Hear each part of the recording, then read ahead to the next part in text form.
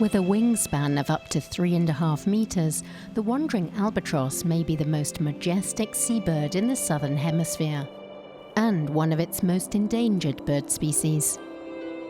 Here on the French Crozet Islands, an archipelago in the Southern Ocean, Henri Weimerskirch and his team equipped the birds with transmitters. Since last autumn, they've been tracking the flight of the albatrosses. Weimerskirch has been fascinated with these seabirds ever since he was a boy. Albatrosses fly at speeds of 70 to 80 kilometers an hour over stormy seas without flapping their wings. They use the wind to get around. But it's true, there's something majestic and fantastic about the flight of the albatross. When you go to the sea, every ornithologist dreams of catching a glimpse of one. Yet such encounters are increasingly rare because the number of wandering albatrosses has shrunk dramatically in recent years. Researchers estimate that there are only some 25,000 left worldwide. Albatrosses often follow boats in search of food. The first time I saw one, I was on the boat taking us over to the Crozet Islands. The bird just came out of nowhere. The sea was choppy, and we saw the albatross approach the boat, pass over it, and fly alongside the vessel. It observed us, and then vanished again into the sea. The birds mainly follow fishing boats. Unfortunately, many fishermen cast kilometre-long lines equipped with dozens of hooks. While trying to take the bait, albatrosses often swallow the hooks and die a painful death.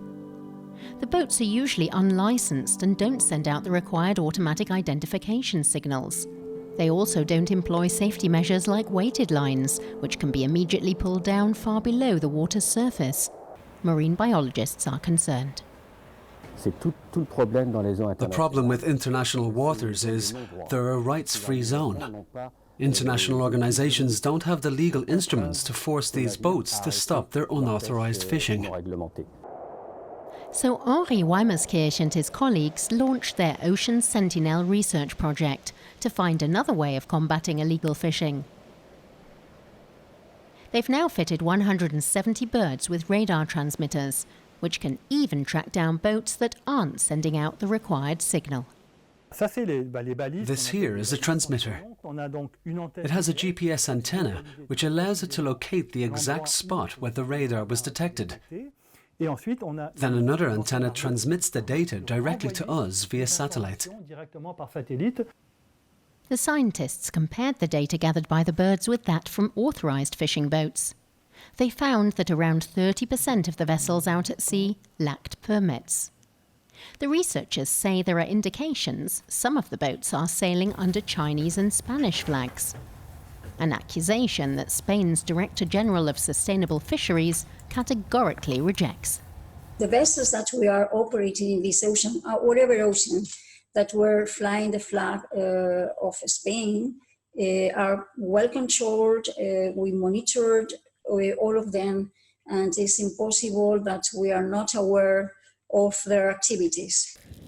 But the ornithologists trust their research.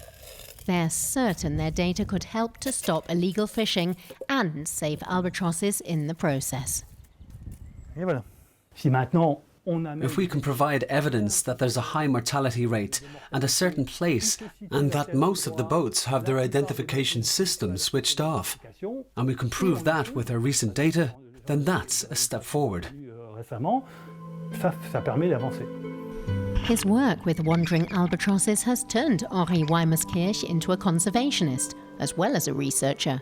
He knows there's not much time left to save the species.